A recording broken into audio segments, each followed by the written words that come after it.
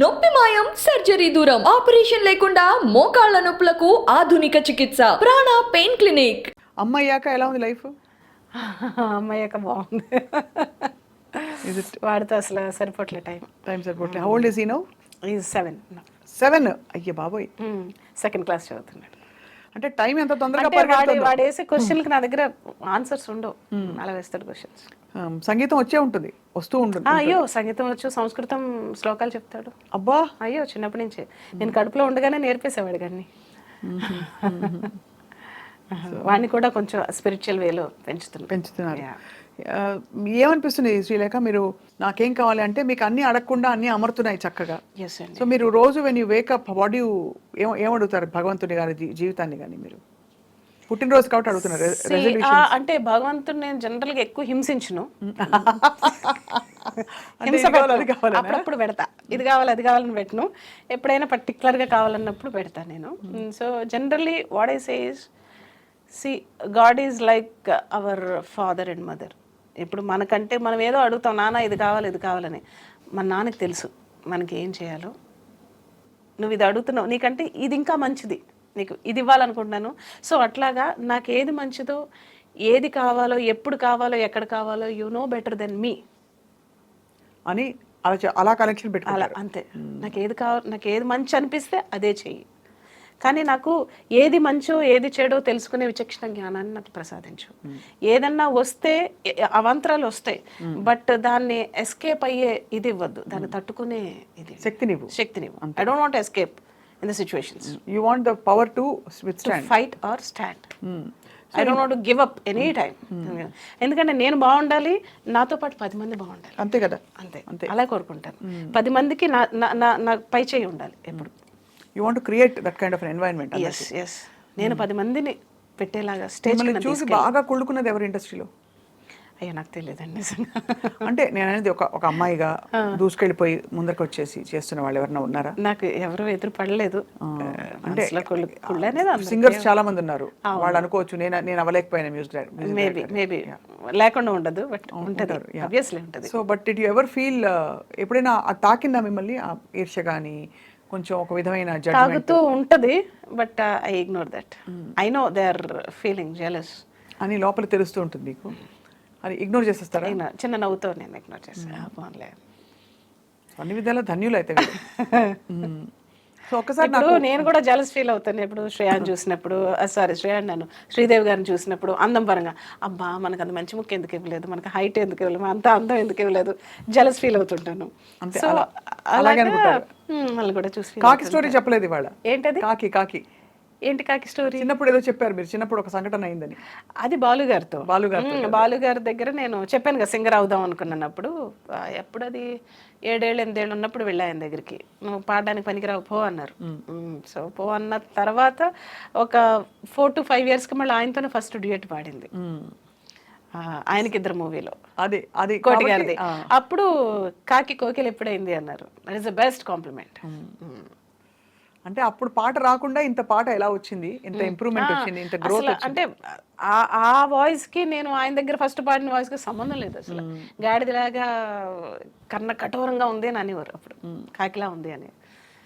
So suddenly how it became అని ఆయనకి ఆశ్చర్యం. సో కోటి గారు, అఫ్ కోర్స్ కీరవాణి సార్ ఆశీస్సులు, అవునండి, రాజమౌళి గారి ఆశీస్సులు, అండ్ అందరి కోటి గారి ఆశీస్సులు అందరివి ఉన్నాయి శ్రీలేఖ గారికి. అండ్ వన్ మోర్ థింగ్, మీకు తెలుసు కదా, నేను ఇండస్ట్రీకి వచ్చి 25 years అయిన సందర్భంగా 25 countries లో నేను షోస్ స్టార్ట్ చేశాను లాస్ట్ ఇయర్.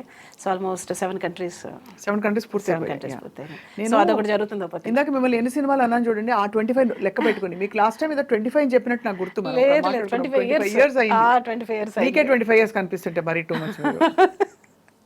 సో ఏం చేస్తారు శ్రీలేఖ గారు మీరు, అంటే to keep your spirits high, మీ ఏం ఫుడ్ తీసుకుంటారు రోజు?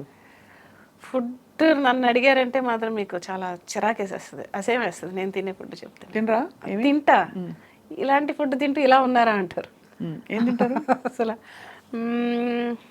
రోజుకి ఒక 2-3 థమ్స్అప్స్ తాగుతాను. థమ్స్అప్ లేనిదే నేను ఉండలేను. Big addict. So water intake ఒక 1/2 లీటర్ ఉంటుంది అంతే. సో చికెన్ ఆపోజిట్ చెప్తున్నారు. Chicken compulsory. Dry chicken, KFC chicken, and అలాగే అంటే వెరీ రెగ్యులర్ ఫుడ్ అనమాట. అసలు నైట్ ఒక రోజు తింటే తింటాను, లేకపోతే లేదు. మధ్యాహ్నం తింటే తింటాను, లేకపోతే లేదు. ఈ కొత్త మోడల్ చాలా మంది ఇప్పుడు మీరు చెప్పారు కాబట్టి శ్రీలేఖ గారిలో మనం కూడా పాడొచ్చని చెప్పి చాక్లెట్స్, డైరీ మిల్క్ కనపడితే, లేకపోతే చాక్లెట్ ఐస్ క్రీమ్ కనపడితే ఉండలేరు. రేపు నుంచి తినకూడదని ఇవాళ ఉట్టి పెట్టేసుకుంటాను, రేపే కదా అని మళ్ళీ ఇవాళ తినేసి. Cheating, all cheating. But compulsory I do workout మాత్రం చేస్తాను, జిమ్కి వెళ్తాను. ఇంకా మొత్తం అకంప్లిష్డ్ మీరు అయితే సినిమా డైరెక్షన్ ఒకటే చేయాలి నెక్స్ట్. అమ్మో, అది అలాంటివి అనుకున్నారు? చాలా మంది అడిగారు కానీ I don't want go to in that. Because మీకు చాలా మంచి పర్సెప్షన్ ఉంది, మీకు పట్టు ఉంది, క్రాఫ్ట్ మీద పట్టు ఉంది, నేర్చుకునే గుణం ఉంది. అంటే మళ్ళీ ఇప్పుడు అదో సపరేట్ మ్యూజిక్ డైరెక్షన్ మీరు ఇంకా కుమ్మేయాలంటే. ఎస్, మ్యూజిక్ డైరెక్షన్ చేయాలి, బోల్డ్ అని షోస్ చేయాలి, రియాలిటీ షోస్ చేయాలి, రియాలిటీ షోస్ చేయాలి. మెయిన్ గా నాకు అది చేయాలని ఉంది. So don't want to do that. ఒకసారి మంచుకొండలో నా చంద్రమామ కోసం. షూర్ మీకోసం స్పెషల్. ఎస్, నా కోసం. మంచుకొండలోన చంద్రమా చందనాలు చల్లిపో, మెచ్చి మేలుకున్న బంధమా అందమంతా అల్లుకో, మొగ్గ ప్రాయంలో సిగ్గు తీరంలో మధురమీ సంగమం, కొత్త దాహంలో వింత మోహంలో మనదిలే సంబరం. ఆహా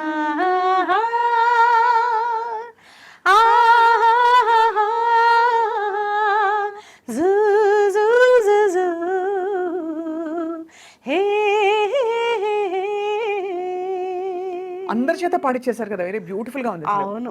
శ్రేయా చేత పాడిచ్చారు. పాడిచ్చారా? శ్రేయా ఘోషల్ చేత పాడించాను. చిత్రమ్మ చేత ఆఫ్ కోర్స్ చేత పాడించాను, శంకర్ మాధవన్ గారి చేత పాడించాను, సుఖ్వీందర్ గారు, తర్వాత ఉదిత్ నారాయణ గారు, కార్తీక్, వాట్ నాట్ అందరూ చూసి. లాస్ట్ సాంగ్ పెద్ద హిట్ కదా. అడిగే అడిగే ప్రాణం అడిగే తనకే నా ఇచ్చావని, అలిగే అలిగే అందం అలిగే మీ జంట బాగుందని, పెదవుల మధ్య సరిహద్దే కరత్తే అని ముద్ది అడగకనే అలజడిలా అల్లే, మనసుల గుట్టి మరి ఇట్టే కనిపెట్టి కనికట్టి నీ కనులంచుని ఉంచావులే, ఉరికే ఉరికే మనసే ఉరికే దొరికే